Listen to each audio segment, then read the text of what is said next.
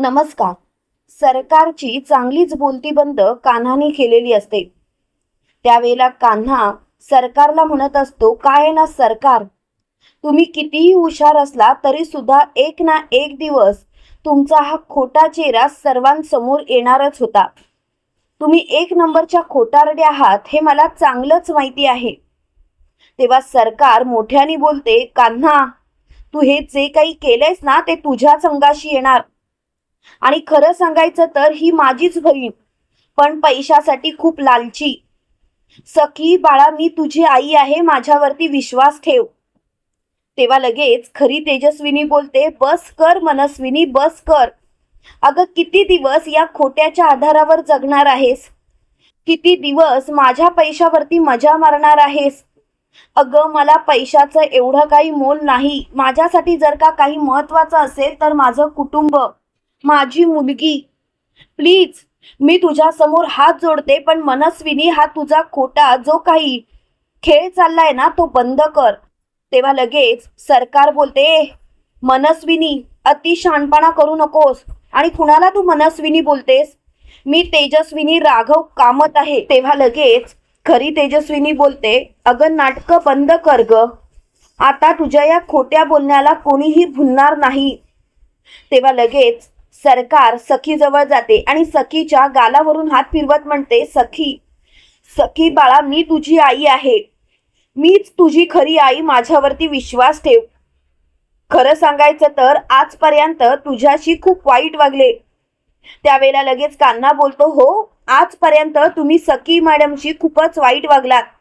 पण काय आहे ना बेबी, सरकार कायमच तुमचा विचार करत आलेत. कायम तुमच्या पाठीशी त्या खंबीरपणे उभं राहिल्या. पण तुम्ही काय केलं? येता जाता त्यांचा घोर अपमान केलात. आता मात्र मी तुम्हाला माफ करणार नाही आहे. हे ऐकताच लगेच सरकार कान्हावरती धावत जात असते. त्यावेळेला खरी तेजस्विनी बोलते, बस कर मनस्विनी, आता खरंच या गोष्टींचा खूप कंटाळा आलाय. मनस्विनी किती दिवस असं वागणार आहेस? अगं जा ना, वाटल्यास सगळी प्रॉपर्टी घे, पण मला माझ्या मुलीसोबत कायमचं सुखाने राहू दे. तेव्हा सरकार बोलते, गप्प बस, तुझी ही नाटकं बंद कर. तुझ्या या नाटकांना कोणीही भुलणार नाही आणि आताच्या आता इथून चालतं पडायचं. खरं सांगायचं तर राघवला सुद्धा तुझा राग यायचा, म्हणून तर इतकी वर्ष आपण लांब राहिलो. म्हणून तर इतकी वर्ष तू माझी बहीण आहेस हे सत्य मी लपवून ठेवलं. तेव्हा सखीच्या जवळ तेजस्विनी जाते आणि तिच्या गालावरून हात फिरवत म्हणते, बाळा, बाळा, मीच तुझी खरी आई आहे. तेजस्विनीने सखीच्या गालाला स्पर्श करताच तिला तो स्पर्श जाणवतो आणि ती लगेच बोलते, हा स्पर्श कुठेतरी मी अनुभवलाय आणि हा स्पर्श मला माहिती आहे. तेव्हा लगेच मोठ्यानी तेजस्विनी बोलते, बाळा, मीच तुझी खरी आहे. मी खोटे का बोलेन? मला खोटं बोलून काय मिळणार आहे बाळा? बाळा, एक गोष्ट लक्षात ठेव, मी तुझी खरी आई आहे यासाठी मी काय पुरावे देऊ? तेव्हा लगेच सरकार तिथली सुरी उचलते आणि ती तेजस्विनीच्या जवळ जाते आणि तिचा हात धरत तिला म्हणते, आता तुला सोडणार नाही. त्यावेळेला लगेच तेजस्विनी बोलते, खरं सांगू, किती दिवस असं रक्त सांडणार आहेस? किती दिवस तू सगळ्यांचे खून करणार आहेस? अजून कोणाला मारणार आहेस तू? अगं तू माझ्या नवऱ्याला तर मारलंस, माझ्यापासून कायमचं तोडलंस. गेली 12 वर्ष तू माझ्या मुलीपासून मला लांब ठेवलंस. माझ्या मुलीला सुद्धा तू मला बघू दिलं नाहीस. अगं कुठे फेडणार आहेस ही पाप? कुठे फेडणार आहेस? त्यावेळेला सरकार खूपच चिडलेली असते आणि ती तेजस्विनीच्या हाताला काहीतरी इजा करणार. तेवढ्यात मात्र सखी सरकारला जोरात ढकलून देते आणि तिला म्हणते, गप्प बसा सरकार, गप्प बसा. काय चाललंय काय तुमचं? खरं तर मला आता या गोष्टींची जाणीव व्हायला लागली की तुम्ही माझी आईच नाही आहात. एक नंबरची खोटारडी बाई आहात तुम्ही, एक नंबरची खोटारडी. तुमच्यासारख्या बाईवरती तर विश्वासच ठेवला नाही पाहिजे. तेव्हा मात्र मोठ्यानी सरकार बोलते, सखी, काहीही बोलू नकोस. मान्य आहे तुझ्यावरती आजपर्यंत प्रेम केलं नाही, पण मी तुझी खरी आई आहे हे सत्य मला सांगण्यासाठी पुरावे द्यावे लागणार. तेव्हा कान्हा बोलतो, मला फक्त एकच पुरावा द्या. तेव्हा लगेच सरकार बोलते, तू गप्प बस कान्हा, हे सर्व तुझ्यामुळे झालंय. कान्हा, तुला या बाईला समोर आणण्याची गरज काय होती? तू मला डबल क्रॉस केलंस. तेव्हा लगेच कान्हा बोलतो, काय ना सरकार, मला तुमच्या या गोष्टीच पटत नाहीयेत. सरकार, तुमच्या या सर्व गोष्टी ना खूपच गंभीर आहेत. तुमच्यामुळे किती जणांचे आयुष्य उद्ध्वस्त झाले तुम्हाला माहिती तरी आहेत का? जरा तरी या गोष्टींचा विचार करा. तेव्हा लगेच तेजस्विनी म्हणजे सरकार बोलते, बस झालं कान्हा, याची शिक्षा काय मिळेल ना तुला माहिती नाही. सखी, तू माझ्यावरती विश्वास ठेव. हा कान्हा तुम्हाला फसवतोय, तुझ्या भावनांशी खेळतोय, आपल्या दोघींना बाजूला करण्याचा प्रयत्न करतोय. हा सर्व या कान्हाचाच प्लॅन आहे. तेव्हा लगेच मोठ्यानी कान्हा बोलतो, जाऊ देत, माझा प्लॅन आहे ना, माझी काहीच हरकत नाही. मी मान्य करतो की हा सर्व माझा प्लॅन आहे. तुम्ही फक्त मला एवढंच सांगा सरकार, सखी मॅडमचं नाव कुणी ठेवलं, तुम्ही की राघव सरांनी? तेव्हा मात्र चांगलीच बोलती, खरं सांगायचं तर सरकारची बंद झालेली असते, तिला काहीच बोलता येत नसतं. त्यावेळेला सखी तिच्याकडे बघते आणि बोलते, सरकार सरकार, अहो बोला ना, माझं नाव कुणी ठेवलं? मला मान्य आहे इतकी वर्ष तुम्ही मला ते प्रेम देऊ शकला नाही, माझ्याशी नीट अगदी छान प्रकारे बोलू शकला नाहीत, पण माझं नाव कुणी ठेवलं हे तर तुम्हाला माहिती पाहिजे ना. तेव्हा मात्र मोठ्याने लगेच कान्हा बोलतो, सखी मॅडम शांत व्हा, कारण सखी मॅडम आता खऱ्या सत्याचा उलगडा होणार. सखी मॅडम, तुम्हाला खरं तर वाटत असेल की माझं चुकलंय, पण खरंच सांगतो सखी मॅडम, माझं काही एक चुकलेलं नाही. मी आजपर्यंत फक्त आणि फक्त तुमच्या भल्याचाच विचार केला. सखी मॅडम, पाहिजे तर विचारा ना तुमच्या आईला, तुमचं नाव कोणी ठेवलं? तेव्हा मात्र ती लगेच मोठ्याने बोलते, सखीचं नाव तर राघवने ठेवलं. हे ऐकल्यानंतर तेजस्विनी आणि कान्हा हसायला लागतात. सखीला सुद्धा धक्का बसलेला असतो. त्यावेळेला लगेच तेजस्विनी बोलते, काही काय बोलतेस? सखीचं नाव तर मी ठेवलंय आणि ते राघवला सुद्धा आवडलं होतं, आणि म्हणूनच ती सखी सदन चाळ हे नाव त्या चाळीला पडलं. तुला तर माहितीच नाहीये, कारण तू तिची आई कधी होऊच शकली नाहीस मनस्विनी. स्वतःच्या स्वार्थापायी तू सगळे हक्क कायमचे हरवून बसलीस. खरं सांगायचं तर मावशी म्हणून तू तिच्यावरती जर का प्रेम केलं असतंस, तिला जवळ घेतलं असतंस, तर कदाचित या गोष्टीचा आम्हाला दोघांनाही आनंद झाला असता. राघव मला सांगत होते की या बाईवरती विश्वास ठेवू नकोस, तरी सुद्धा मी तुझ्यावरती विश्वास ठेवला आणि तुला या घरात आणलं, पण तू मात्र माझंच कुंकू पुसलंस. आता मात्र मी तुझ्यावरती विश्वास नाही ठेवू शकत. तेव्हा मात्र तेजस्विनीला खूपच राग आलेला असतो. त्याच वेळेला सरकार तेजस्विनीच्या अंगावर धावत जाणार, तेवढ्यात मात्र सखी सनसनीत असं सरकारचं थोबाड फोडते. मीडिया समोर झालेला अपमान बघून सरकारला चांगलाच धक्का बसतो. सरकार चांगलीच घाबरलेली असते. सरकार मोठ्याने बोलते, सखी तुझी हिम्मत कशी झाली सरकारवरती हात उचलायची? आजपर्यंत असा कोणीही जन्माला आला नाही जो सरकारवरती हात उचलू शकतो. तुझी एवढी हिम्मत?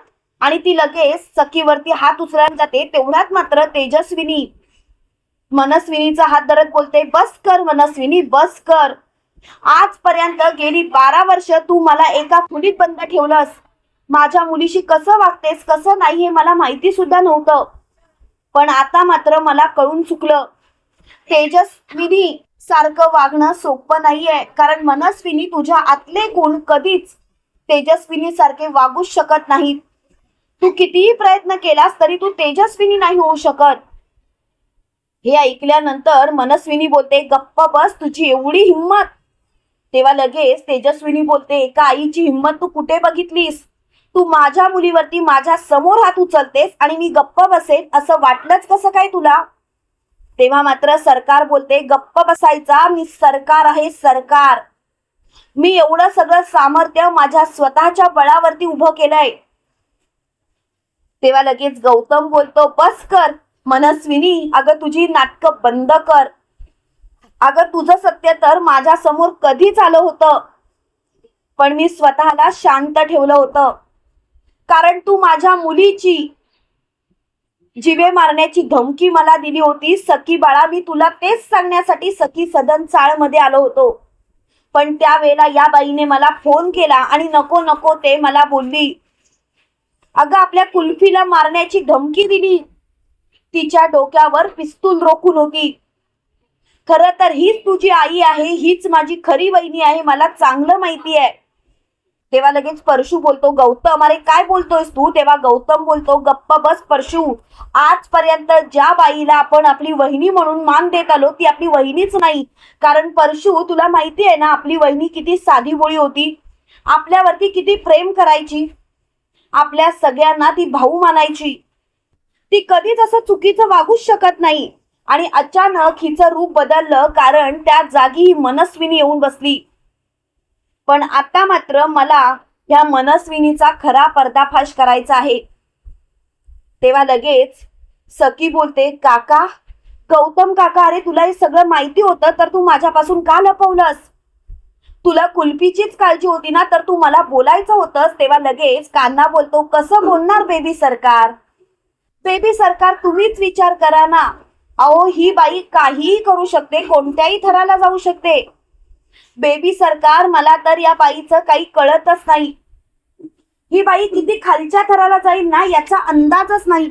अहो तुम्ही तर बघितलत ना कुल्फी किती घाबरून राहायची. तेव्हा लगेच सखी बोलते, माझ्या पाठीमागे एवढं सगळं घडत होतं तरी सुद्धा मी माझ्या आईला ओळखू का शकले नाही? मी माझ्या आईवरती विश्वास का ठेवला?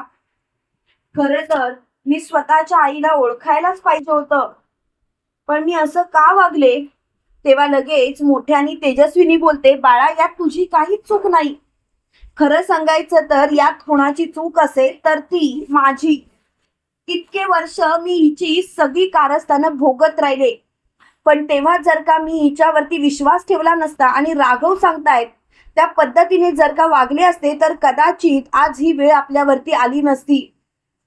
त्यावेळेला लगेच सखी तेजस्विनीच्या म्हणजेच मनस्विनीच्या जवळ जाते आणि मनस्विनीला बोलते, सरकार खरं तर तुम्ही माझ्या मावशी म्हणू की आई म्हणू हेच कळत नाही.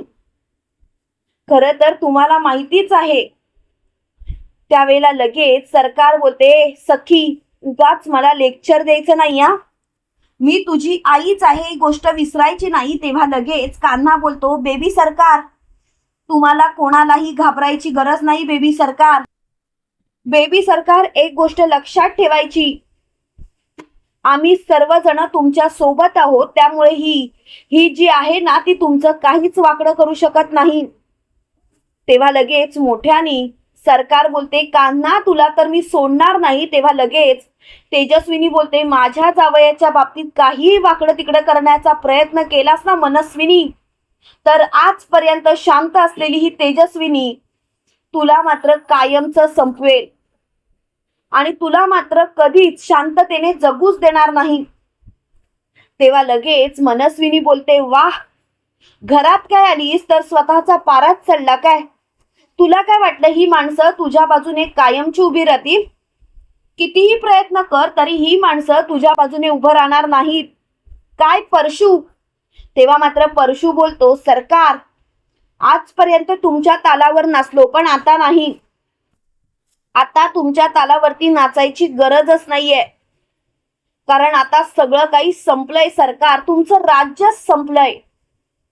त्यावेळेला लगेच मनस्विनी तेजस्विनीला बोलते, तेजस्विनी एक गोष्ट लक्षात ठेव, आज तुझ्यामुळे माझ्यावरती जी वेळ आली आहे ना ती मी कधीच विसरणार नाही. त्यावेळेला लगेच मनस्विनीला तेजस्विनी बोलते, सरकार म्हणून इतकी वर्ष जगलीस पण लोकांचं प्रेम नाही मिळवलंस, तर फक्त आणि फक्त लोकांचा तिरस्कारच मिळवलास. खरं सांगायचं तर तू कधी शांततेने स्वतःला जगूच शकत नाहीस. आणि मनस्विनी आता मी तुला माझ्या घरात राहूच देणार नाही. तेव्हा मनस्विनी हसायला लागते आणि म्हणते, काय तू मला तुझ्या घरात राहू देणार नाही? अगं हे सगळं साम्राज्य माझं आहे, माझं. तेव्हा कान्हा हसायला लागतो आणि म्हणतो, काय हे सर्व साम्राज्य तुमचं? तुम्ही विसरताय का सरकार? सखी मॅडमच्या सह्या झाल्याशिवाय कोणतीच प्रॉपर्टी तुमच्या नावावरती होऊ शकत नाही. आणि सगळं संपलंय, कारण सखी मॅडम आता तर सह्या करणारच नाही. तेव्हा लगेच सखी बोलते, मावशी म्हणून कदाचित मी तुला या सह्या सुद्धा दिल्या असत्या. मला या प्रॉपर्टीशी, या पैशाशी काही देणं घेणं नव्हतं. खरं सांगायचं तर मला फक्त माझ्या आईचं प्रेम पाहिजे होतं.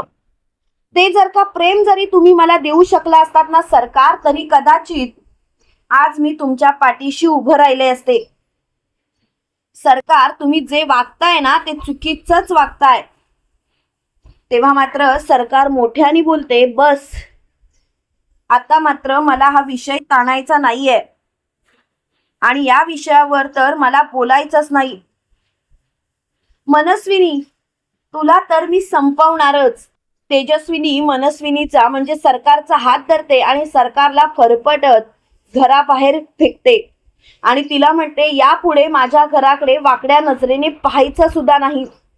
तुम्हाला काय वाटतं मित्रांनो, खरोखर सरकारचा खेळ आता खल्लास झालाय का? कमेंट करून नक्की कळवा आणि असेच मालिकेंचे नवनवीन अपडेट पाहण्यासाठी व्हिडिओला लाईक आणि चॅनलला सबस्क्राईब करायला विसरू नका. थँक्यू.